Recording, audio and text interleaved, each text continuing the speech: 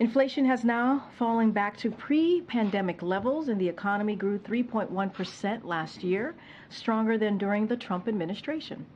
At the same time, wages and household wealth are higher than before the pandemic. In 2023, we also saw prices fall for key household purchases like gas and milk, eggs, toys, appliances, and airfares. While experts predicted a recession, we heard that over and over again last year, President Biden helped grow the economy from the middle out and bottom up. And Americans are feeling the results. 2.7 million jobs were created last year, and consumer sentiment surged 29% in the last 2 months, the biggest jump in more than 30 years. We know our work is not done. President Biden will never stop fighting to lower costs and give hardworking American families more breathing room. This stands in stark contrast with House Republicans, who don't have a plan to lower costs and whose MAGAnomics fails the middle class with tax giveaways for wealthy and big corporations, cuts to Social Security, Medicaid, Medicare, and higher costs from prescription drugs to utility bills. Now, tomorrow, as you all know, have been tracking, tomorrow's International Holocaust Remembrance Day, a time we mourn one of the darkest chapters in human history, when 6 million Jews were systematically targeted and murdered. We also mourn the millions of other victims of Nazi persecution.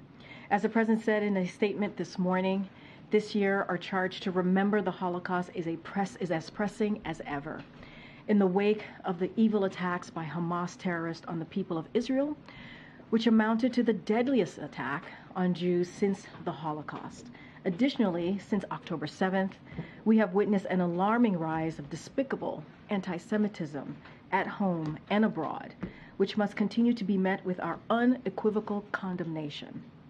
We must continue to call out Holocaust denialism and efforts to minimize the horrors that Hamas perpetrated on October 7th, including the horrific use of rape and sexual violence to terrorize victims. President Biden will continue to stand up to anti-Semitism and hate-fueled violence at home and abroad, including through the first ever national strategy to combat anti-Semitism he announced last year. This is our charge to ensure we cannot continue to say never again. All right, now as you can see, we have two guests in a room with us today. Since day one, President Biden has led the most ambitious climate agenda in history, unlocking clean energy breakthroughs, advancing environmental justice, and rallying the world's leaders to transition away from fossil fuel. And whether it's historic hurricanes, floods, or wildfires, the science is clear. Climate change is the existential threat of our time. So today, the Biden-Harris administration announced a temporary pause on pending decisions on exports of liquefied natural gas to certain countries until the Department of Education can update the underlying assessments. And to talk a bit more about this is today with us is the President's National Climate Advisor, Ali Zaidi. Ali, thank you for coming back. The floor is yours. Thank you. Thanks, everybody. Today, as Karine noted, the Biden-Harris administration is announcing a pause on pending applications to export liquefied natural gas to non-free trade agreement countries from here in the United States. The department's pause will remain in effect until the agency updates key economic and environmental analyses. These are the analyses that underpin the way the Department of Energy makes decisions about these authorization applications. Specifically, the Department of Energy has said that it will focus on better understanding energy costs and the implications of future exports on energy costs for American consumers and manufacturers, on energy security for the United States here and around the world. Third, on greenhouse gas emissions, and in particular methane emissions, which we now know are more potent than previously understood. And also on the burden that export potentially places for the frontline communities where this gas is chilled, liquefied, and then exported. We need to do that accounting with the benefit of also a sharper and more current read on the market, both on the demand for global LNG as well as the projections around long-term supply. Let me be clear. The U.S. is already the #1 exporter of LNG, and we have been and remain unwavering in our commitment to support our allies and partners around the world.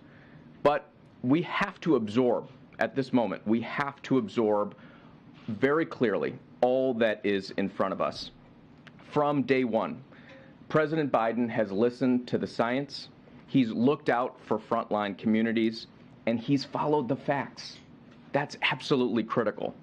And that's really been the story of the president's leadership on climate from day one, whether it was signing us back into the Paris Climate Agreement, reversing countless rollbacks that threatened public health and our energy security, passing the biggest climate investment in the history, not just of the U.S., but of the world, and rallying everybody around the whole world to raise our climate ambition.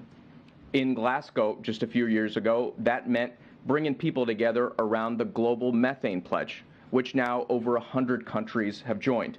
And just weeks ago, at the United Nations Climate Conference, that meant bringing the world together on the need to transition away from fossil fuels. So today, from President Joe Biden and DOE Secretary Granholm, we hear more steps in the right direction as we work to tackle the climate crisis and to protect future generations. Thank you, Karine, and thank you, Ellie, for being here. So why is this pause coming now and not on day one? It's almost 3 years into the president's term, and since he took office, the administration has approved thousands of oil and gas projects. So why didn't you take this pause on day one to do all the critical analysis you just talked about? So, great question. The Department of Energy, this analysis that the agency is undertaking, it's not unprecedented, it's routine. And the analytical basis for these decisions, the economic analysis, the environmental analysis, is at this point, in most cases, about 5 years old. We've also seen the market change dramatically over this period of time. If you look just at the United States, which has now become the #1 exporter, we've seen massive build out here of LNG, as well as approvals that would double, just if you look at what's under construction, double the export capacity just if the projects that are under construction when they come to fruition. So that dynamic has changed. The second thing that we've seen change is our evolving understanding of the environmental implications of this. Look, over the last 10 years, for example, we've started to really understand the potency and threat that methane presents to the environment. Methane is this super polluting greenhouse gas, 80 times more potent than CO2. And in some instances, some scientists believe that it represents about half a degree of the warming we're seeing here. And so one of the things that we need to do is take in and integrate some of that additional learning around life cycle greenhouse gas analysis. It's really important that the department does this routine work, and I think this will inform how we approach this program going forward. Thanks, Ali. I know the administration has said this review is expected to take several months. Can you be a little more specific about the length of time this might take? The department is going to move with speed. They're going to really take this head on. It's a commitment from the secretary.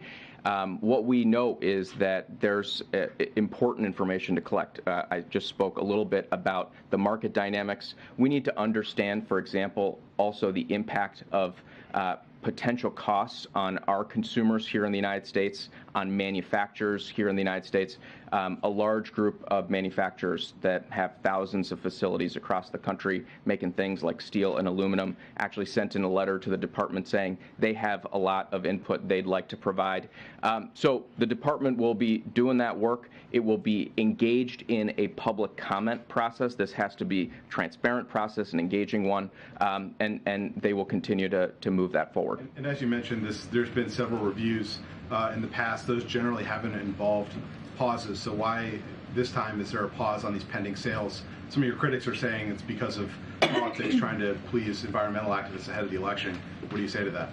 I think we've got to be clear-eyed about the challenges that we face. The climate crisis is that, an existential crisis, and we've got to be, I think, really forward-leaning into making sure that we're taking that head on.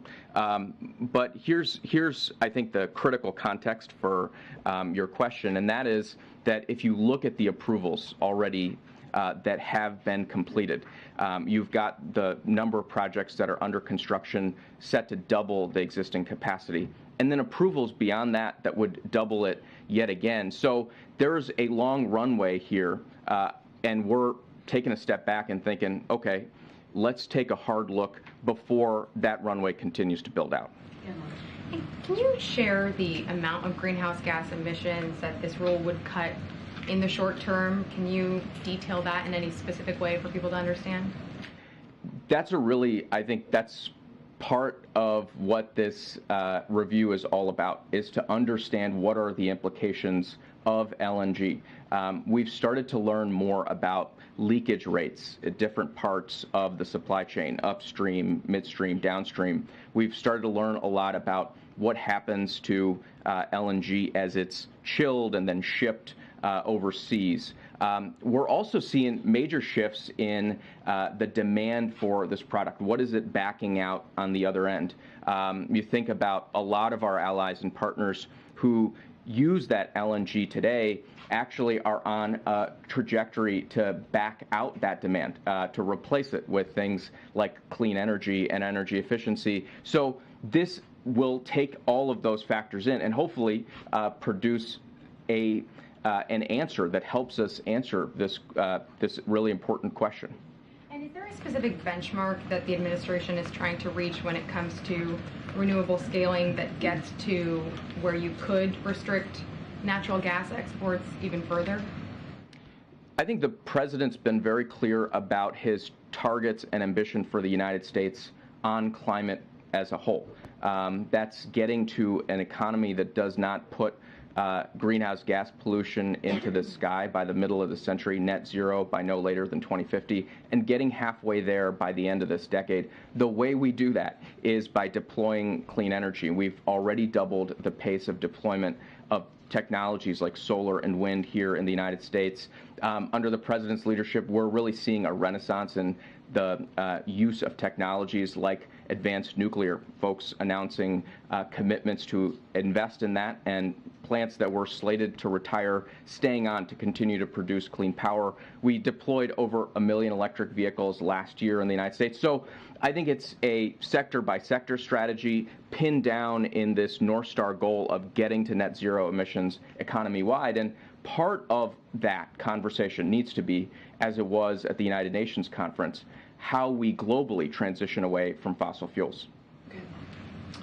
This also comes at a time when the world is still grappling with a 2-year-old war with Russia's invasion of Ukraine. What assurances on U.S. LNG can you give allies? And second, can you just respond to the criticism we've heard today, particularly from the industry, that essentially the administration has handed a win to Russia? Look, we have, I think, beat expectations in terms of our the speed and alacrity with which we've moved to be a forceful ally to folks facing down energy challenges, especially our partners in Europe. Just to rewind, in the right after the invasion, the Russian invasion, the U.S. and the EU got together. We launched a task force to focus on energy security, and what that looked at was short-term needs, medium-term, and long-term. As part of that, and I think the numbers are really important here, we set targets for how much gas would be delivered to Europe to help it deal with the Russian aggression. In 2021, we delivered 22 BCM. The task force set a target of 37 BCM in 2022, 50 BCM in 23, and 50 in the years that followed. We over-delivered in 22, 56 relative to the 37 target. In 23, 65 relative to the 50 target. And the capacity that we have online and that will come online will allow us to be a really strong partner to our allies. And let's all, I mean, before we make an assessment or draw a conclusion based on what the industry's putting out, let's listen to what our allies are saying. We got a letter from 60 members of parliament from across Europe saying, hey, be a partner to us in the short run, and you have been, but also be a partner to us in the long run as we all take on this existential threat. And that's what President Biden, I think, has done so effectively. He listens to the science, he follows the facts, he stands with our allies and partners, he deals with these near-term challenges without taking our eye off the ball on the existential threat that we all face. The President's, I think, delivered exceptionally well on that. Today's step moves us continuing in the right direction. Okay, we kind of have to wrap it up. Thank you. Thanks, Ellie. The President in his statement today said we will heed the calls of young people and frontline communities who are using their voices to demand action from those with the power to act. To what extent is this a response to activists who have expressed some displeasure with the President's overall record on climate so far? You know, young people have been such a central part of the coalition that really helped, I think, the President imagine this climate agenda and secure it every step of the way. You see it in him standing up to the gun lobby. You see it in him with student debt cancellations. But you really see it in the President's climate agenda, where he's launched an American Climate Corps, where he's delivered the largest investment in climate, not just in the history of the country, but of the world. He's done it by bringing everybody in. Farmers, ranchers, now part of the solution. Folks who work upgrading buildings, electricians, auto workers, all powering this future.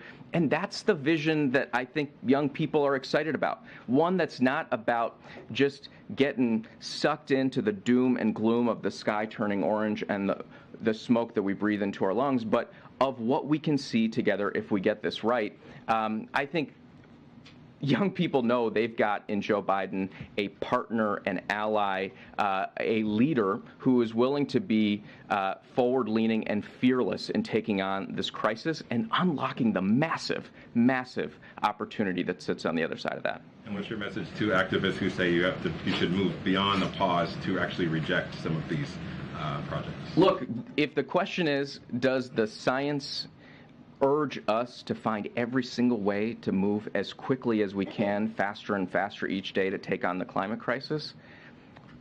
It does. It's code red. That's what the scientists say.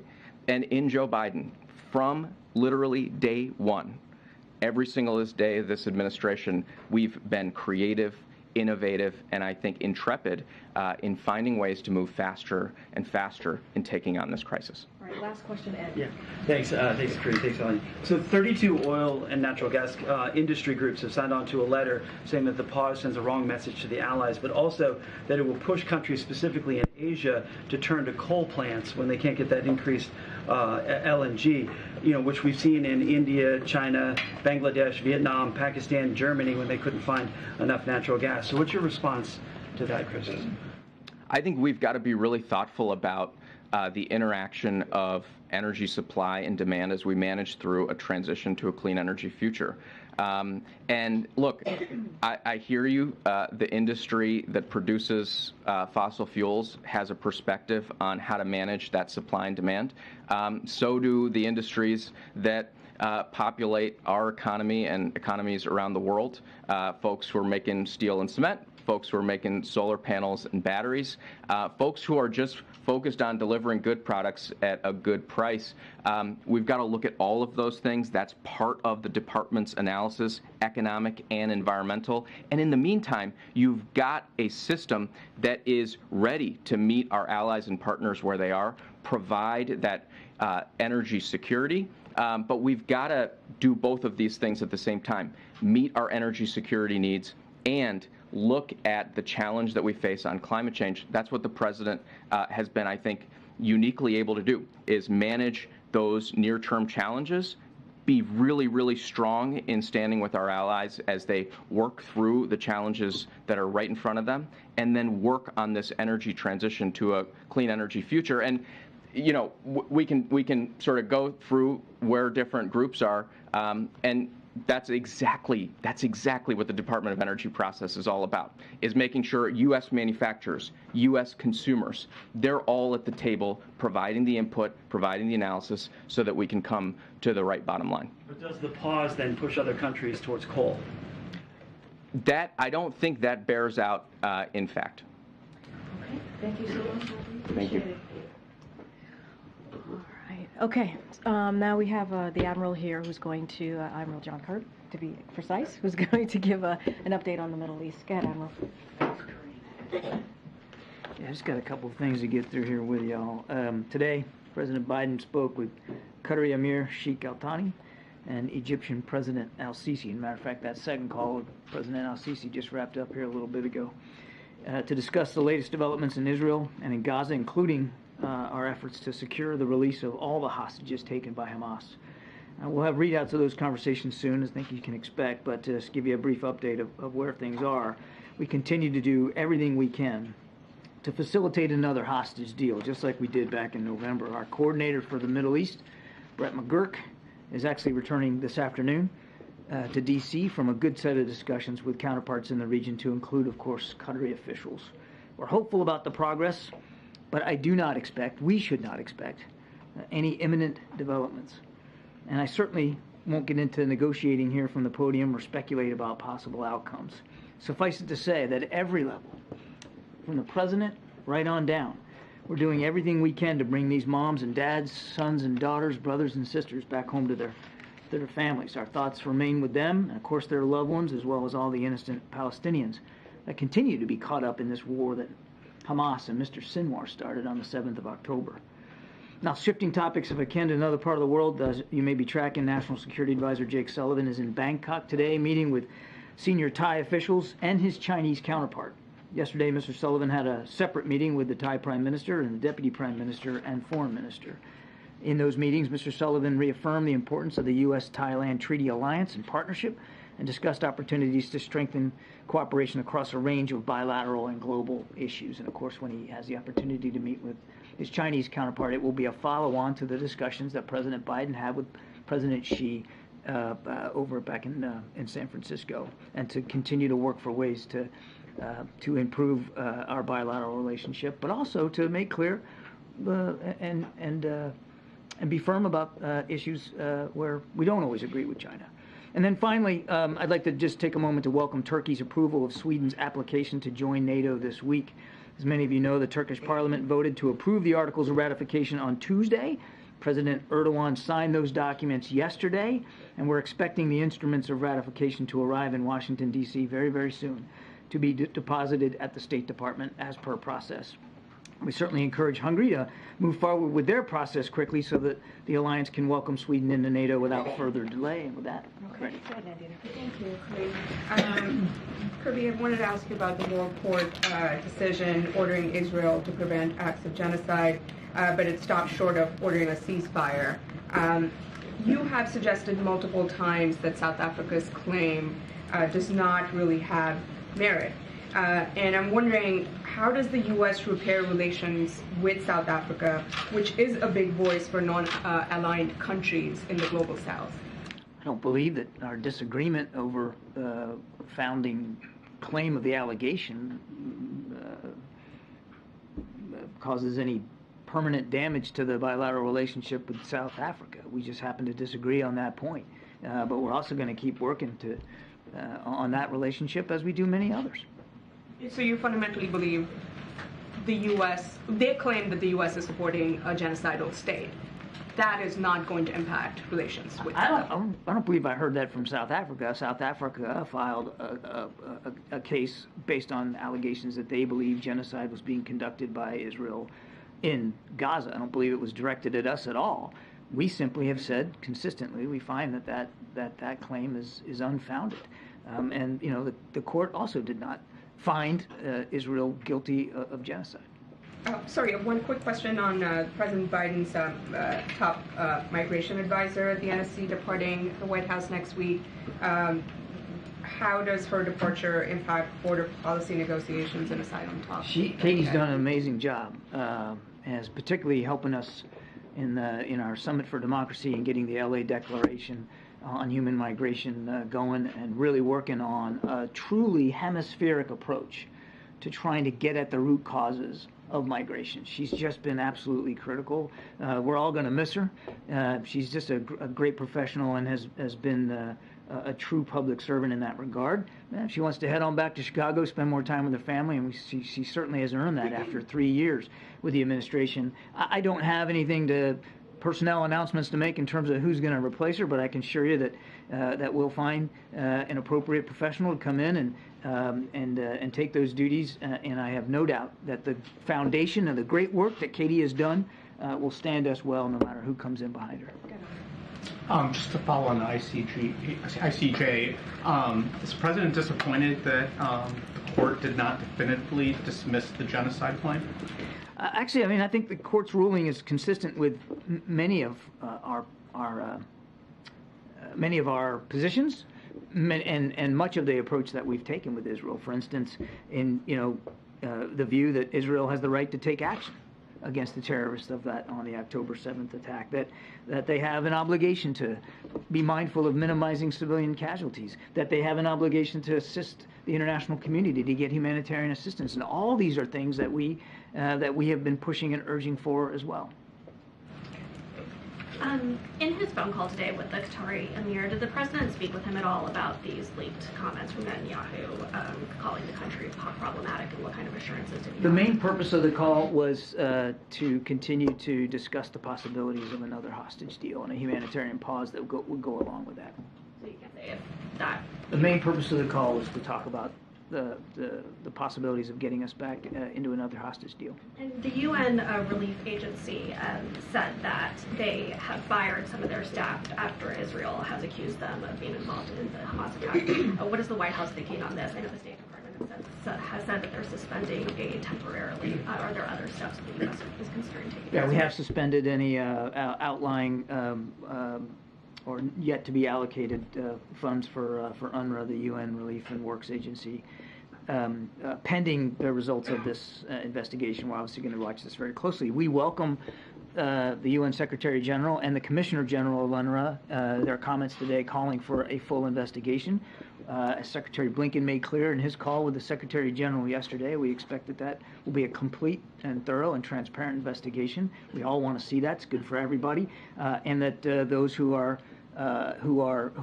should be are properly held accountable for that. And as you saw, the UN said even including the potential for a criminal prosecution. Thank you, Karine and Admiral. The death toll in Gaza is staggering, reportedly now more than 26,000. Is there anything at this point that would stop the president from supporting Netanyahu?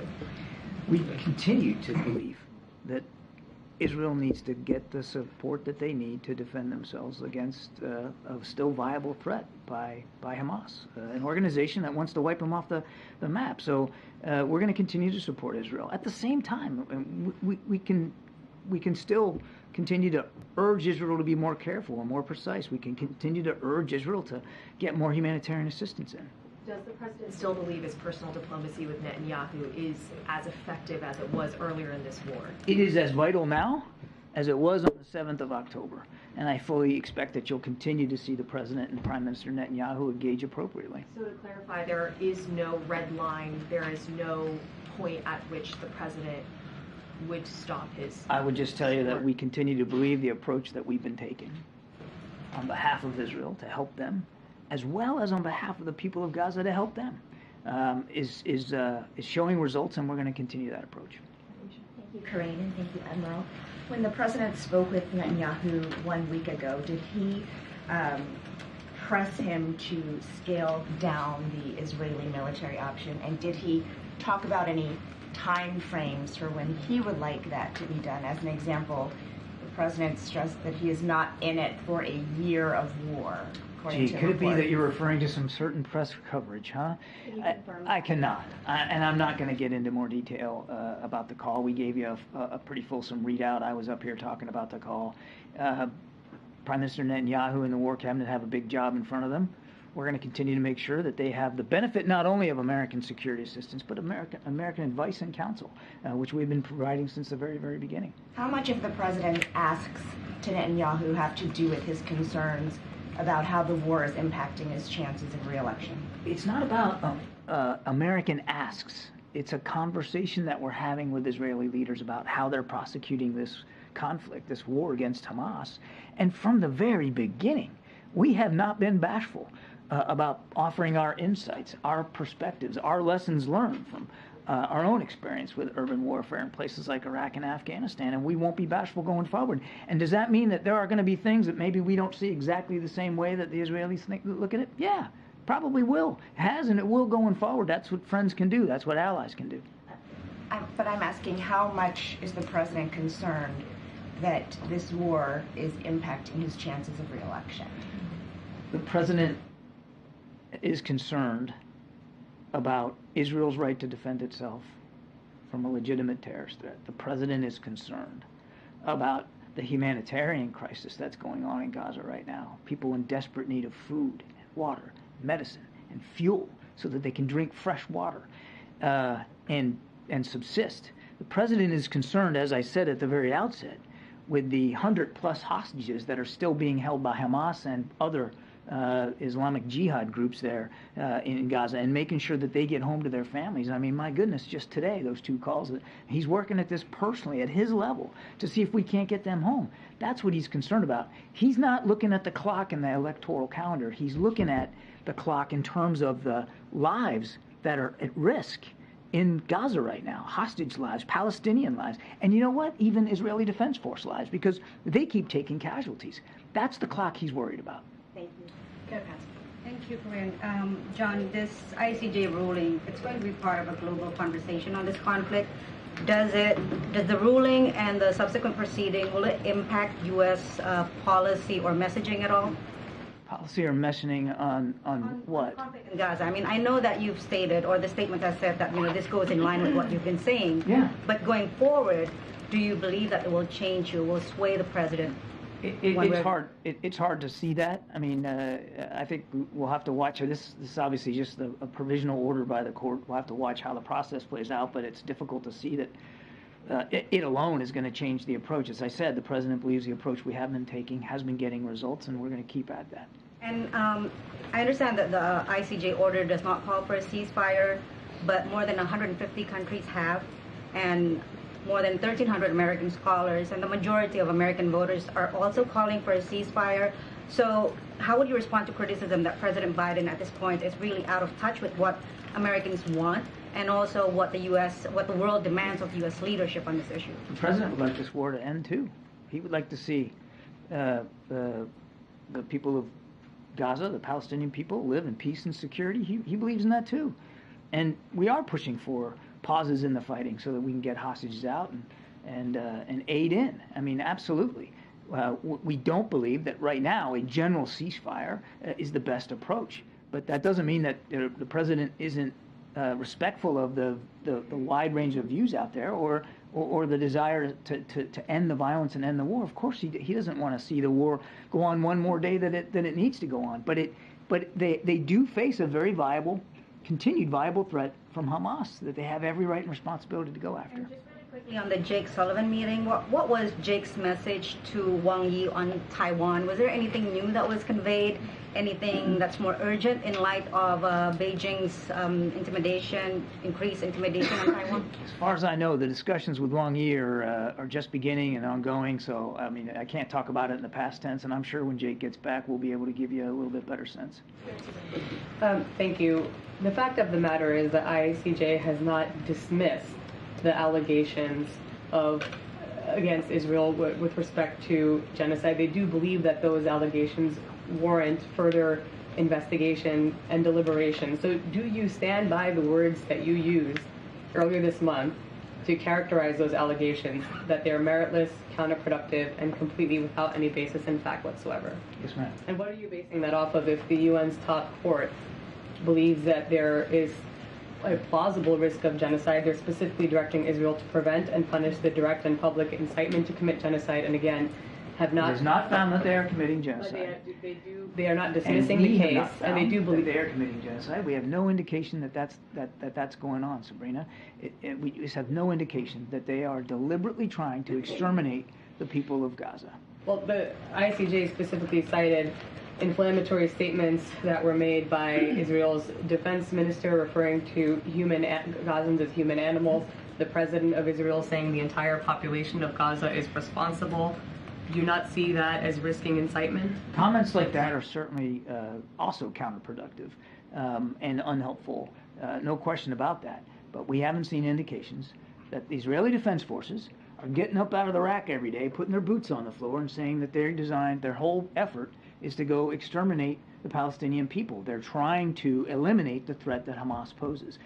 I want to be very clear, and I know I've said this a million times, and y'all are probably sick of me following up on this, but that doesn't mean that we excuse any single innocent life lost. The right number of civilian casualties is 0, but there's no indication that we've seen that validates a claim of genocidal intent or action by the Israeli Defense Forces. Thank you. John, you said this month about the UNRWA, you can't hold them accountable for the depredations of Hamas. How about now?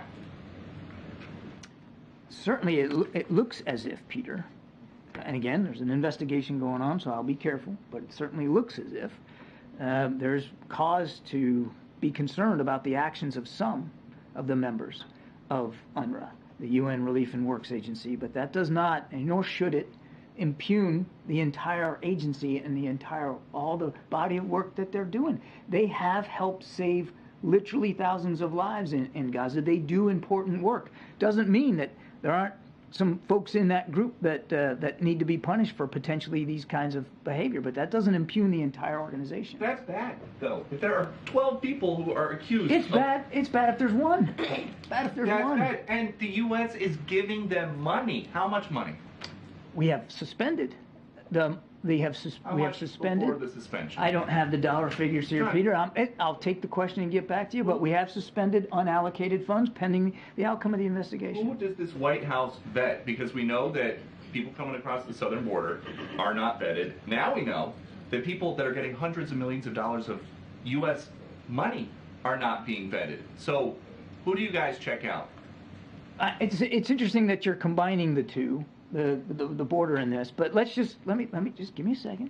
It's not like we don't have a process at the border, and there is a challenge there, and the president does want to get more border patrol agents. But this idea that just there's no vetting and there's no proper immigration enforcement going on at the border just does not comport with reality. There's a lot of work needs to be done to get better at that, but put that aside, because that has nothing to do, and you know it has nothing to do with UNRWA and Gaza. What this administration is doing and how it is a UN, resources are being used. It is a UN agency, and yes, we have contributed to their work, and that work has been meaningful, and it has been important in places like Gaza. But we also are willing to hold them accountable for this particular incident and for the alleged behavior by these particular employees. And as I've said, wait, just give me a second now. As I said, we want this investigation to be complete and thorough and transparent.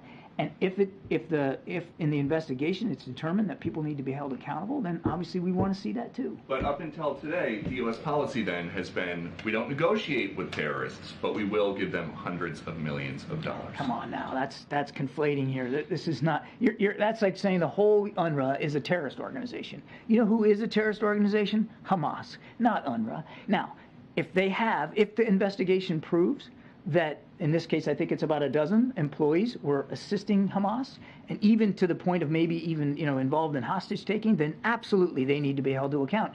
And we will, although we've already suspended any additional allocations to UNRWA, we'll certainly consider additional, depending on the investigation, whether that requires any additional changes in the way we support UNRWA going forward. Thank you. I'd like to ask about the logistics of moving people from kind of place to place within southern Gaza. We have reports that the Israeli military ordered evacuations from Khan Yunis and some of the places where people had already moved to. What is the guidance for where these Gazans are go at this point?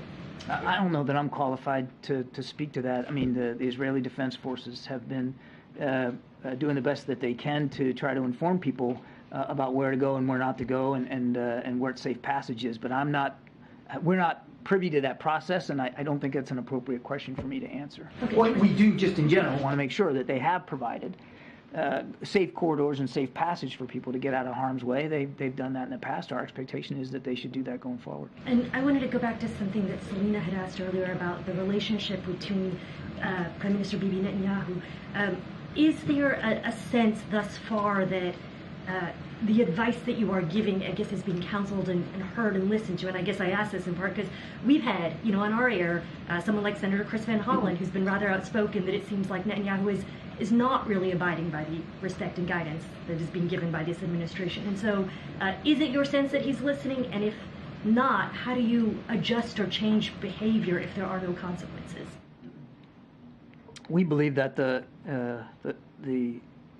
Israeli War Cabinet and the Israeli Defense Forces have been receptive to our advice and counsel on our lessons and perspectives. And we know that in many cases it's led to actual changes on the ground, opening up Kerem Shalom, providing safe passage from the north to the south when they were operating in the north, moving in on the north in smaller forces than they were, relying less on airstrikes. I could go on and on. They have been receptive to a lot of the things that we've wanted to see them do.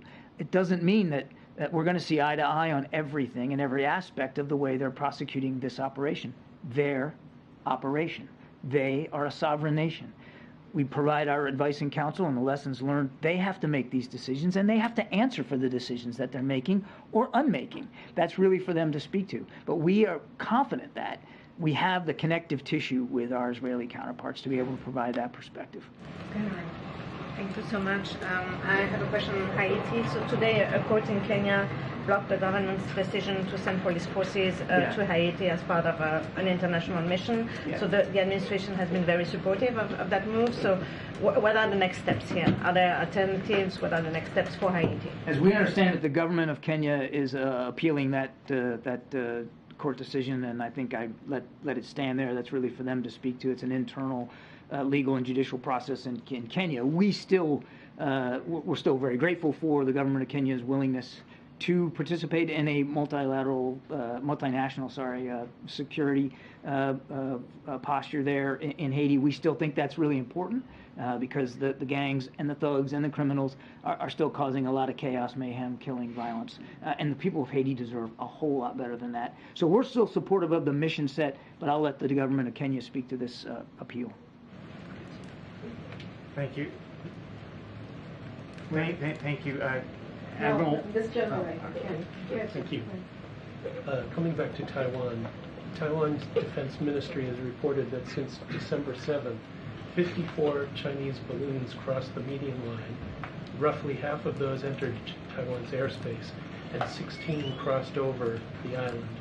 Are you aware of these incursions, and what do you think is the purpose? Yeah, we were aware that there were some of these surveillance balloons that were flown, particularly before and around the time of the election. And as I said at the time, these are questions that the Chinese government need to answer. What was the purpose and what they were doing? It wouldn't be appropriate for us to answer that question. Clearly, we made at the time asserted that there should be no interference in the people of Taiwan's ability to conduct free and fair elections. Thank you, Karine, and thank you, John. I have two questions. It is known that North Korea is planning various provocations for targeting this year's general election in the South Korea and the presidential election in the United States. What are the United States' preparedness measures for the possibility of North Korea intervening in the election? No foreign actor, state or non-state, should interfere in our elections, period.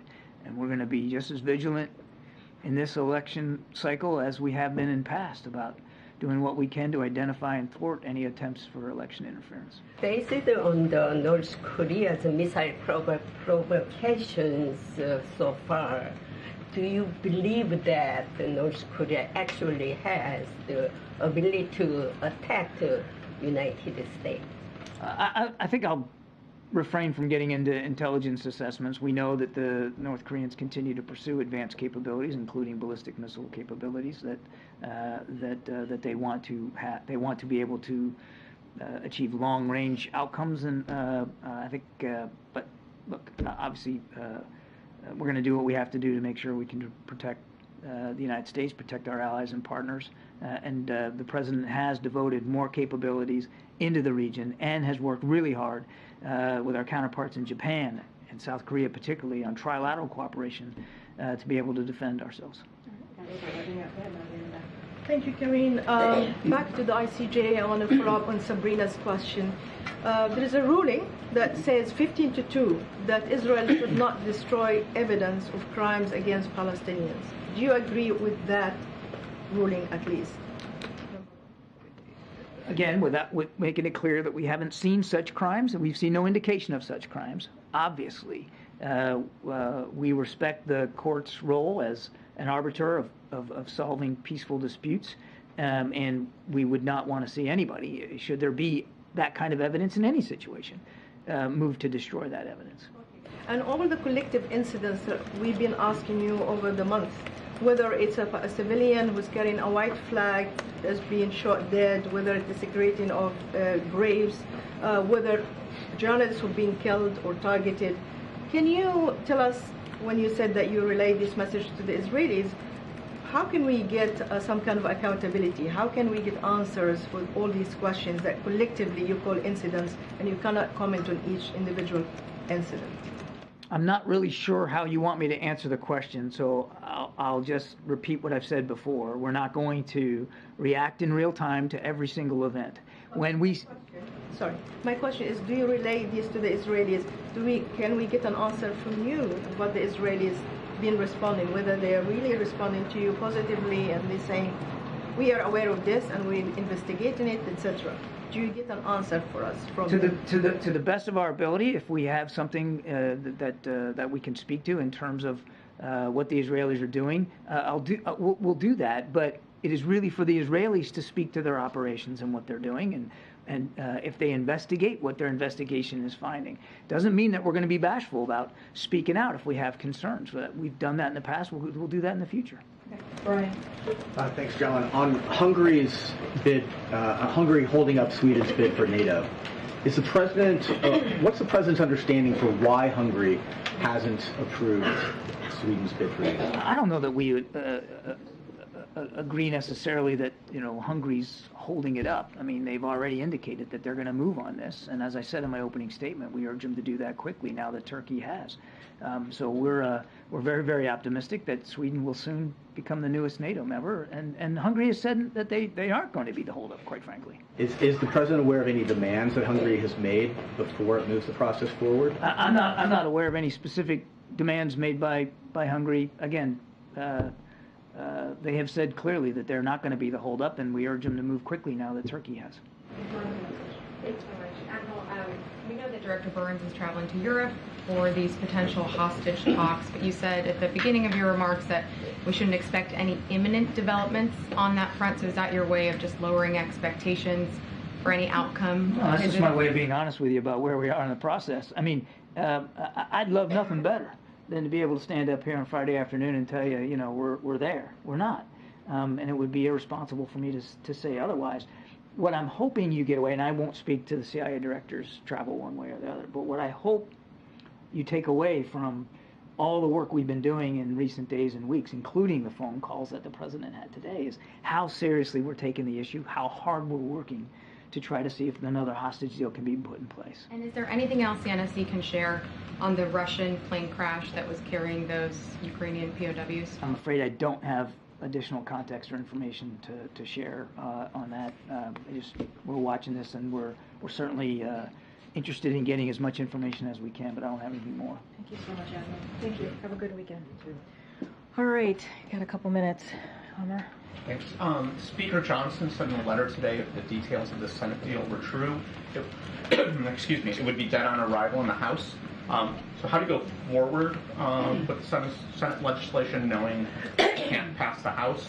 Are negotiators trying to make adjustments to make it more palatable to House Republicans? So, look, the administration has been working for some time now with the Senate to work in a bipartisan way with Republicans and Democrats to find a solution, to find a way to deal with a broken immigration system and obviously the challenges that we're seeing at the border.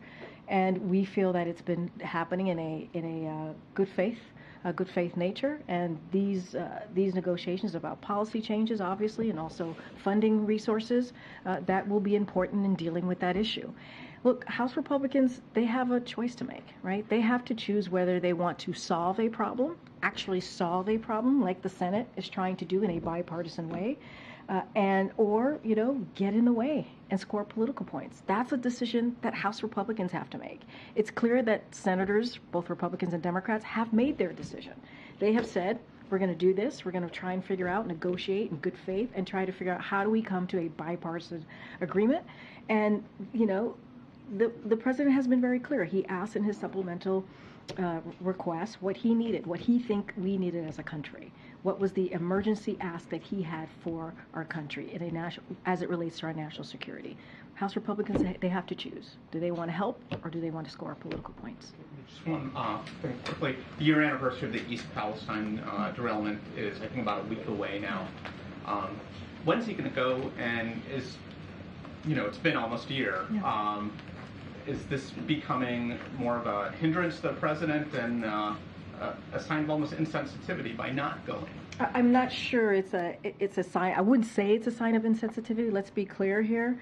From the moment, the day of the derailment that we saw in East Palestine and what the community had to deal with, within hours, we've had federal assistants, federal employees on the ground within hours. And that was because of this president, right? Because he understood what that community would be going through. So we were proactive, and we got folks there within hours. We're talking about EPA, Department of Transportation, we're talking about FEMA, HHS, CDC, and we've been on the ground. Folks have been on the ground since that day. And this is a whole of government approach. So, and the president's going to continue to ask Congress to act. Obviously, there's a rail safety act that needs to be strengthened, and the president's going to continue to do that. As it relates to the president's trip, obviously don't have anything to announce at this time. When it is appropriate or helps the community for him to be there, obviously he will be there. He's done that. It doesn't matter if it's in a rural area, urban area, suburban area, red state, blue state. The president has always been there to assist and be there for the community. So when it is helpful, he certainly will do that. But I want to, you asked the question about insensitivity, but the president did do exactly what the community wanted him to do, or that was right for the community, was give assistance within hours of the derailment. And let's not forget, we're going to hold accountable Norfolk, Suffolk. Like, we are going to make sure that they actually, stay to account what they caused on the ground with this derailment. Thank you, Karine. Back to the border negotiations. Can you share anything about where the president stands on scaling back his parole authority? I hear you, and I get the red lines, and I get where we stand, maybe policy-wise on particular issues. There are negotiations happening, as you know. You hear me say this almost every time I've been at the podium for the past month or two, as we talked about this. But we want to be careful because we want to give them the space to have a good faith conversation, to have a good faith negotiations about what real policy changes, I won't say substantial, but real meaningful policy changes that they can make to deal with the broken system that we see in the immigration system. I just don't want to get into characterizing or laying out or thinking through what our policies are on particular issues, because we just don't want to get in the way of that. The moment I say something, the moment it goes into the room of the negotiations, and we just don't want to do that. Okay, got it. And then, does the president have any response to at least 25 Republican governors signing a joint statement supporting Texas in its standoff with the U.S. at the border. So here's what I would say. My message to those, how many governors in that letter? I believe it's 25. 25 governors. I would say to them that, are they, you said Republican governors? Yes. I would say to them that if they truly want to help with the issue at the border, with the immigration system, that they need to talk to the congressional members, the senators in their state. That's what they need to do. They need to ask them to make sure that they have the resources they need within their respective states to take action, right? To actually deal with a broken system. The way that we deal with this is legislatively. The way that we deal with this is for Congress to act.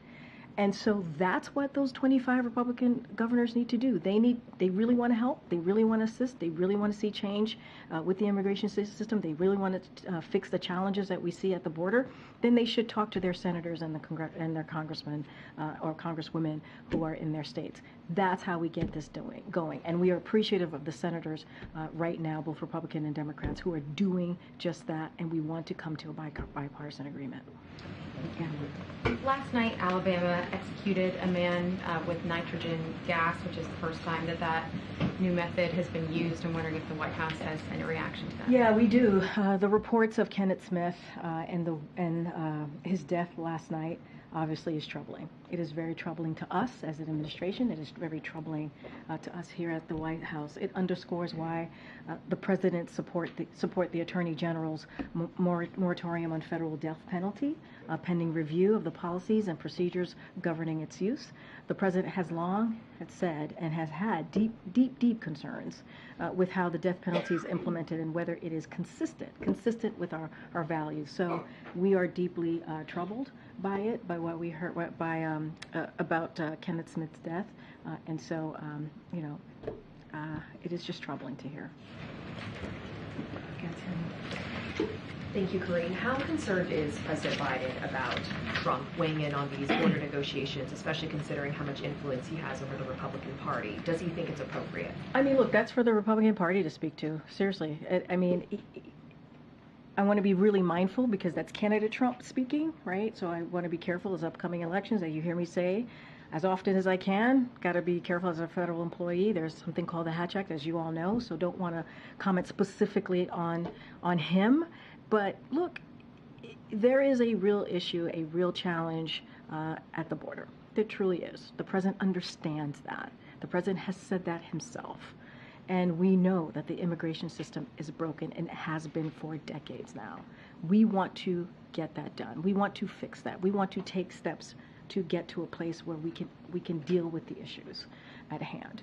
And that's why he put forth on his first day a comprehensive immigration policy. The president's taking this very seriously. He's taking this very seriously on behalf of the American people. But in terms of what's happening right now, is the president concerned that politics is getting in the way? Given the circumstances here, what he was just saying about what Speaker Johnson had said, how can there still be optimism that this can move forward? There's optimism because what we've seen in the Senate are Republicans and Democrats coming together in a bipartisan way to find an agreement. That is optimism. That is optimism. It's been happening for the past couple of weeks, couple of months now, and we feel that is an optimistic look on, both folks from both sides of the aisle coming together and having those negotiation conversation on real ways to fix the problem, to fix the broken immigration system. So yeah, I think that's you all see this in the way that politics is today. The fact that we're seeing that in the Senate, that's a good thing. That's a good thing. And I already said, House has to make a decision. They have to make a decision. House Republicans have to make a decision if they want to be part of the solution or part of the problem. Has the president spoken with McConnell since inviting him to the White House? So I don't have any calls to read out. As you know, as you just laid out, they were here just last week, and this was obviously a conversation. The border security was a conversation for during that meeting. Obviously, it was about Ukraine and getting that all important continued funding for Ukraine, but obviously that came up. I just don't have anything else to read out. But I would say Folks here in our administration and obviously the Office of Legislative Affairs have been in constant communication with senators over the border security bipartisan agreement negotiation, and so that has continued and that will continue. Go ahead, Karen. Thanks. A couple questions on artificial intelligence. There were fake sexually explicit images of Taylor Swift all over social media this week, likely generated by AI. How concerned is the White House about the misuse of this kind of technology? And does the White House want to see Congress move forward on legislation that would make sharing, posting images like that a federal crime? So I'm glad you asked that question because it is alarming. We are alarmed by the reports of the circulation of images that you just laid out, false images to be more exact, and it is alarming. So while social media companies make their own independent decisions about content management, we believe they have an important role to play in enforcing their own rules to prevent the spread of misinformation and non-consensual intimate imagery of real people. Sadly though, too often we know that lax enforcement disproportionately impacts women, and they also impact girls, sadly, who are the overwhelming targets of online harassment and also abuse. So the President is committed, as you know, to ensuring we reduce the risk of generative AI producing images like through his latest executive order that we announced just in the fall of last year. So this problem is not new, and it's one that the Biden-Harris administration has been prioritizing since day one. We have taken this very seriously. Again, this is alarming to us. As you know, he launched a task force to address online harassment and abuse, and he did that just this fall. The Department of Justice launched the first national 24/7 helpline for survivors of image-based sexual abuse. And so our commitment, and that we will continue to do and continue to take action and make sure that we continue to work on this. And again, this is very alarming, and so we're going to do what we can to deal with this issue. Should there be legislation too moving forward? Yeah, there should be legislation, obviously, to deal with this issue, but as I just stated, the President has taken action, whether it is a task force, whether it's the Department of Justice doing what it can with the 24/7 online assistance, and so we're going to continue to do what we can from here. Of course, Congress should take legislative action. That's how you deal with some of these issues, obviously, but it is alarming to us, and we're going to continue to do what we can from the federal government. Okay, Francesca. Thanks, Karine. Following up on the border talks, I assume there have been no conversations with Speaker Johnson since they were at the White House either. I don't have any conversations to read out since last week. Sure. And in his letter today, he also said that House Republicans would move forward next week with impeaching Secretary Mayorkas. Given these strong differences of opinion on the border, how realistic is it really that there is a deal that it can even pass that would pass the Senate and the House at this point? Look, we have to be optimistic because there is actually conversations happening in the Senate. There are, in a bipartisan way, right? And so we feel confident about that. It's been happening in good faith, right? In order to have negotiations, you have to have it in good faith, and that's what we believe. There has been progress in their conversations, and so we are optimistic about that. Now, as I stated moments ago, multiple times already in this past couple of minutes, House Republicans have to make a decision here. They have to make a decision on if they want to be part of the solution or part of the problem. That's on them. That is on them. I'll say one thing about the impeachment of Mayorkas, or the proceedings to impeach Mayorkas. It is shameful. It is shameful. That's how they want to use their time, wasteful time, to try to impeach Secretary Mayorkas. I think it is shameful, and what they should do, which is the premise of your question, is work with us, work with Democrats, work with Republicans, work with the senators who are actually trying to do something to find a solution. Does the White House believe that House Republicans are intentionally dragging out these negotiations until after November's election? House Republicans, which negotiations? On border security. I mean, they're not even, until after the election. Look, they have a choice to make. The negotiations right now are happening in the Senate. They're working towards a bipartisan agreement. We appreciate that. They've been happening in good faith. We think it's headed in the right direction. They've been doing it for the past couple of weeks, past almost months now, and so we think that's important. House Republicans have a decision to make. They do. They have a decision to make. Go ahead. If I could go back to the execution from last night, could you talk in a little bit more specifics about what exactly the White House finds so troubling about it? Was it the prolonged death and the pain? And then also, did President Biden himself have a reaction? So I have not spoken to the President about this, so I don't have a reaction for for you on him specifically, but obviously the president has spoken to this. This president has spoken to he's spoken to how it is indeed he had deep concerns with how the death penalty is more broadly, right? The death penalty is something that he has deep concerns, and he feels like is the way it's implemented, and he questions, right, deep concerns on whether it is consistent with our values. So that is something for sure that he's been consistent about. It is troubling. The use of nitrogen gas, of course, it is troubling. It is troubling to us, and so there's been a moratorium from the Attorney General on federal death penalty, a pending review. We need to look into this pending review of the policies and procedures. And so, yes, there's a more broad, obviously, concern of the death penalty, and the president has been very consistent about that, has been very clear about that. Thank you, Karine. Just back to the border, does the administration think Texas is failing to comply with court orders around the placement and removal of razor wire? Well, I mean, the Supreme Court is the highest, law, court of the land. It is, and they made a ruling, and on Tuesday, as you guys probably saw, DHS sent Texas a letter outlining the access Border Patrol needs in Shelby Park, for example, to do their jobs, and demanding Texas confirm this access will be honored. Border Patrol needs to have access in order to do their job. They just do. And, what we're seeing from Governor Abbott, you've heard me say this over and over again, they're making it harder.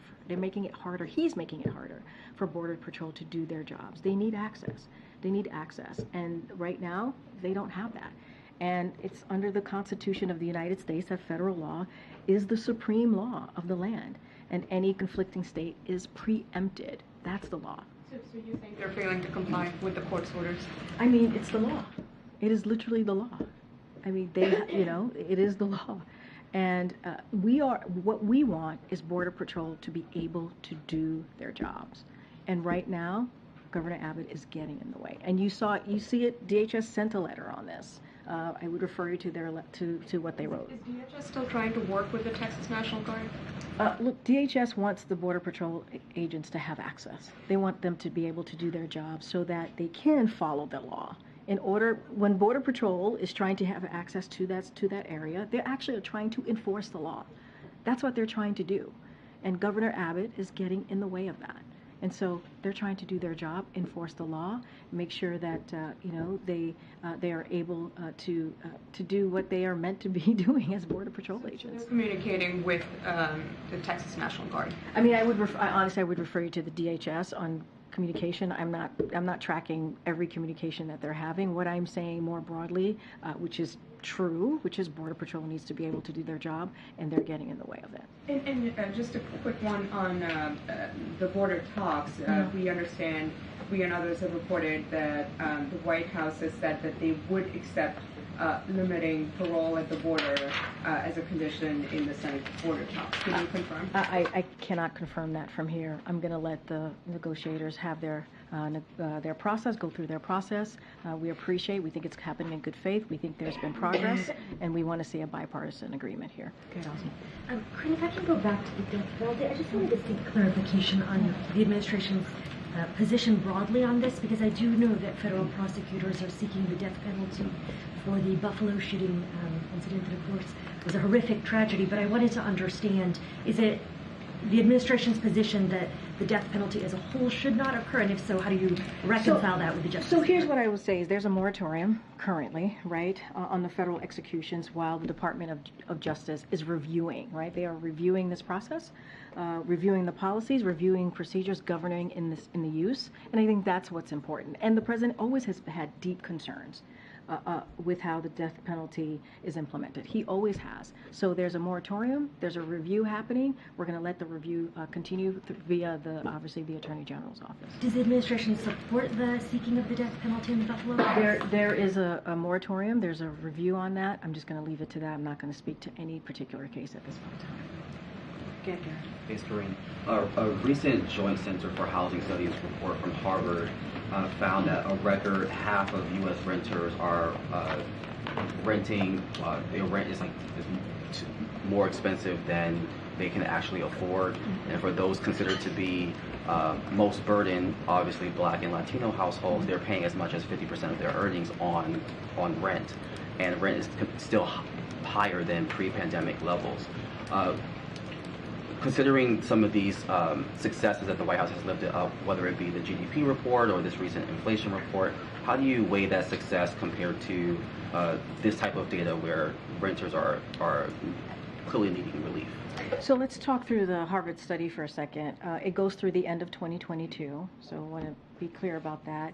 And over the course of 2023, just past year, we saw incomes rise faster than prices, and many market-based measures of rent stabilize, which I think is important to note. But we know that housing affordability remains a challenge for families, as you just laid out, families in particular, poor families, Black and brown communities, obviously. And so while for decades there has been no action at all as we talk about housing affordability, and this president has taken some action to making sure that we're lowering housing costs. A couple of things: putting policies in place to build more housing, for example, reducing mortgage insurance premiums by $800 per year for hundreds of thousands of first-time home buyers, expanding rental assistance, and taking on unfair junk fees that drive up the cost of rent. So those are actions that we have taken. Remember, there's been inaction on this for decades, but the president has taken some action. So we have a plan that the president put forward on continuing to lower housing costs, and so we want House Republicans, Republicans more broadly in Congress, to take action. There's ways to really deal with this in a legislative fashion, and so we want them to take action. There's a plan that the president put forward, and so look, we're going to do what we can from here, but we need Congress to act. Okay, Kristen? Yes, thank you. This week, some senators say they're planning to hold hearings that would investigate the root causes of safety lapses at Boeing after this most recent incident. And of course, this isn't the first time that the Boeing MAX program has faced scrutiny. With all that said, has the administration considered expanding its quality control inspections for other Boeing planes? And if so, what could that scope look like? So a couple of things. As you know, safety is the #1 priority for FAA, so that's important to note. And let's not forget, FAA actually recently launched an investigation and increased its oversight on Boeing, so that's also important to note. This week, the FAA informed Boeing that it will not grant any production expansion of MAX, including the 737-9 MAX. And additionally, added to that, the FAA approved a thorough inspection and maintenance process that must be performed on each grounded Boeing 737-9 MAX aircraft. And so any specifics on that, obviously, you would have to go to FAA to get more information on those particular things. But there's an investigation. FAA has launched one. We want to make sure that safety, when it comes obviously to flying, is safe. That is their #1 priority. Is the administration satisfied with what Boeing has done so far?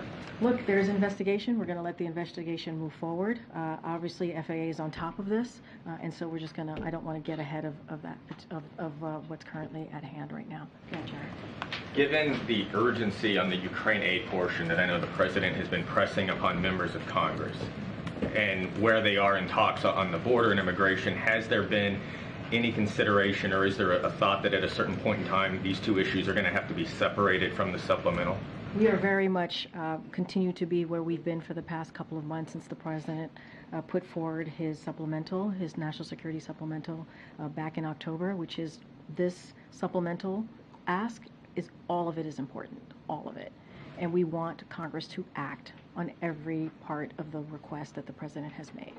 We're having these border security negotiations in the Senate in a bipartisan way. We want to come up with an agreement, but border security was also obviously in the supplemental. So that is where we're focused on. We're focused on moving all of the supplemental requests that's been asked by this president, that was asked back in October. That has not changed. So there's not a concern that as these talks continue and even make progress, that you're going to run out of time to kind of get Ukraine what it needs? I think you've heard from NSC, you've heard from the Admiral, we've already run out of time. We have, as it relates to Ukraine. The funding for Ukraine ended last year, at the end of last year. So we have, and we've seen what Putin has done, right? He continues the barrage, the attacks on Ukraine just intensified. It's intensified. And so that is that's been the consequence of the lack of action. So we have to continue to work with Congress and be very clear with Congress. That's why the president brought, one of the main reasons the president had the leaders, some of the leaders and committee chairs here last week and ranking members here last week, is to talk about Ukraine funding and how important it is that Ukraine has the funding that they need and the security assistance that they need to defend themselves against Putin's aggression, and what that means, not just for their national security and their democracy, but for our national security too. We know very well what happens if you don't stop a dictator. We've seen history. If you don't stop a dictator, what could happen, right? And so the president has been very clear about that. We need to help Ukraine. I guess that's my question, is why not separate the two then?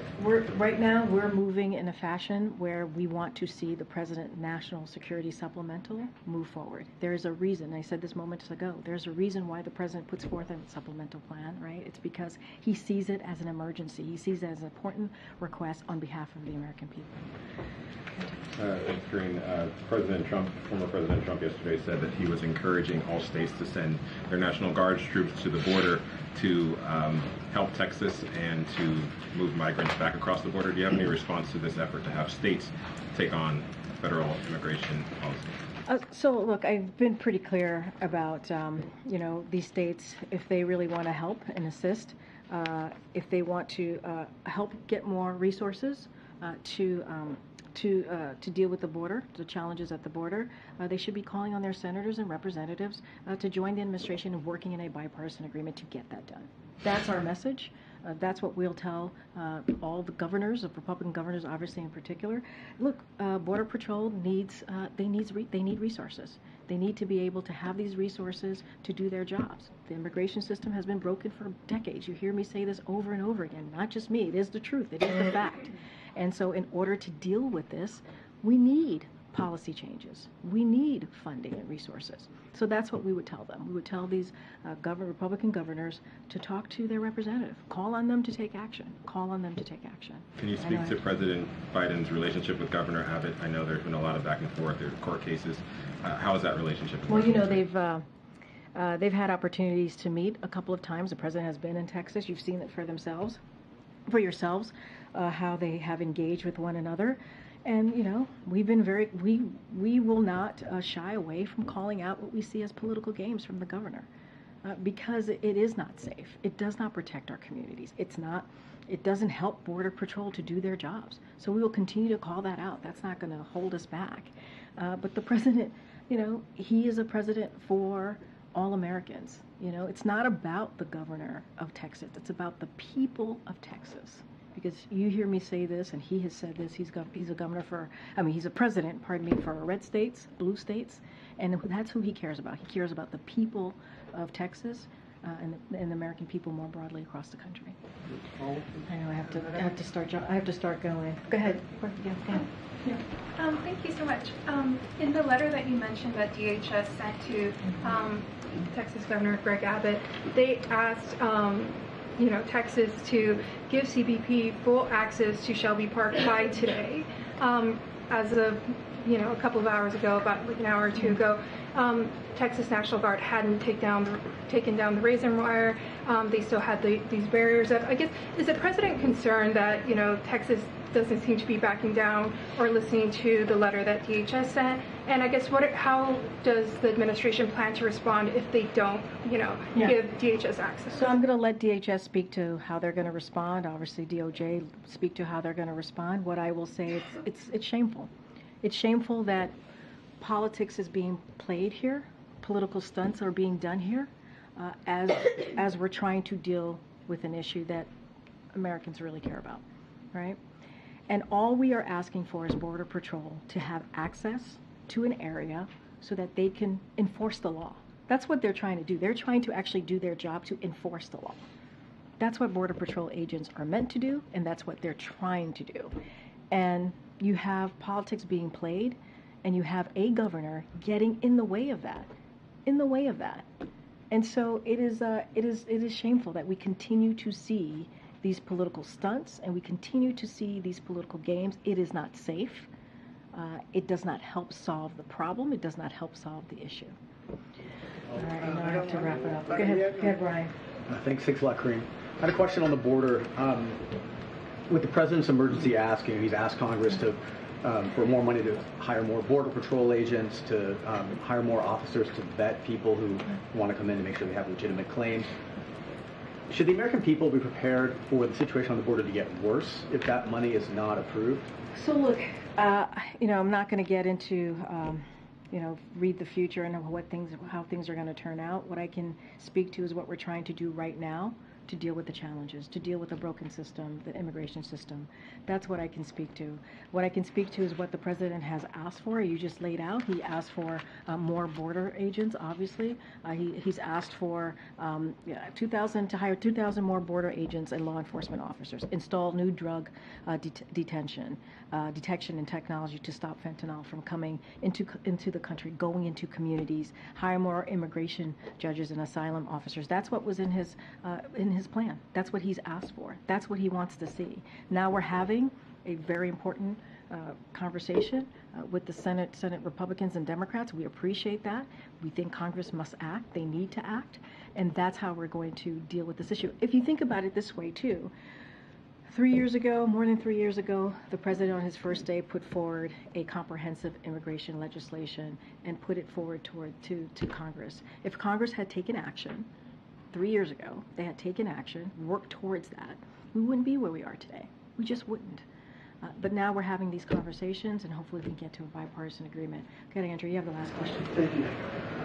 On the subject of the border and the Texas Guard, I understand you want to refer some of these questions to DHS because DHS controls the Border Patrol, but at a certain point, Texas National Guard soldiers and National Guard soldiers from other states are being used to frustrate federal authority. They are being used to get in the way of federal immigration enforcement and to flout a court order from a federal court. At what point does the president step in and say, enough of that, these are American soldiers, I am federalizing the National Guard and ordering them to let the Border Patrol do their jobs because they took an oath to the Constitution and I am their commander-in-chief? When does enough become enough? So I'll say this. I'm not going to speculate on any actions the president could use. I'm just not. I'm just not going to do that. It is very clear, and I would remind everyone that the circumstances under which the federal government can mobilize a state's National Guard are outlined in the law, right? So that I'll leave that there, but I'm just not going to get into speculations on any actions the president's going to take at this time. And I'm going to reiterate, if these Republican governors actually cared about doing something to deal with the challenges at the border, about doing something, real meaningful actions, right, to deal with the immigration system that's been broken for decades under Democrats, under Republicans, not just this president, then they would reach out to their representative, their congressional representatives, their senators and Congress members in their state who I'm assuming they know well. I'm assuming they've worked with them on issues that deals with the federal government. They should talk to them and say, hey, we need you, Congressman X, we need you, Senator X, in my state to work with Congress, to work maybe with the senators who are the Republican and Democrat senators who are doing this process, going through the negotiations. We need you to work with them so that we can so that we can deal with the challenges at the border. That's an easy ask. That is not difficult. That is something actually easy to do. It does not take much work from them to make those requests and to talk to their congressional members that they probably talk to and speak to about many other issues as it relates to their state and the federal level. I understand you're talking about the political process. It's not a political process. Wait, hold on a second. It's not a political process for a governor in their state to talk to their congressional members about taking legislative actions. That's not politics. That's just the right thing to do on behalf of their constituents. That is not politics. What I'm saying is that this appears to be a concerted effort led by the governor of Texas and joined by Republican governors, encouraged by the Republican likely nominee for president, who I know you cannot talk about up there, to flout federal authority, to undermine federal authority. And you don't seem to be willing to say the president will uphold the authority of the federal government. So I've already answered this question multiple times, and I'm happy to repeat myself to you, Andrew. Number one, the president has taken this incredibly seriously. Incredibly seriously. When you have a president, for their first legislative action is to deal with immigration and put forth a comprehensive plan to Congress, because that's the way you're going to actually deal with this issue. 3 years ago, Andrew, and no action has been taken by Congress. When you have a president that has been working with negotiators via, obviously, his team here with Republicans and Democrats in the Senate to have a real conversation, to talk about, in good faith, to talk about comprehensive ways to deal with policy, comprehensive ways to deal with funding, to deal with the immigration system, that's a president that's taking it very seriously. The president had Republicans and Democrat leaders here and ranking members of those committees. In that conversation had to deal with Ukraine, but that came up as well. And the president said it is important for Congress to act. We have been saying this. If you have a Republican governor that is playing political stunts and continues to do that and put actually the Border Patrol agents in harm's way and preventing them to do their job, that's a political stunt. We're going to call that out too. DHS has taken action. DOJ has taken action. That's a president that's taking it really seriously. I can't speak to DOJ actions, obviously, but those things are being taken very seriously because Border Patrol agents need to get to the area to do their jobs, to enforce the law. So if you think about it, you're asking about our legal authority. The governor is literally getting in the way of Border Patrol agents to do their jobs, enforcing the law. That's a problem, and that's something for him to answer. Guys, I got to go to a meeting with the president. Have a great Friday, guys. Thank you. Have a nice week.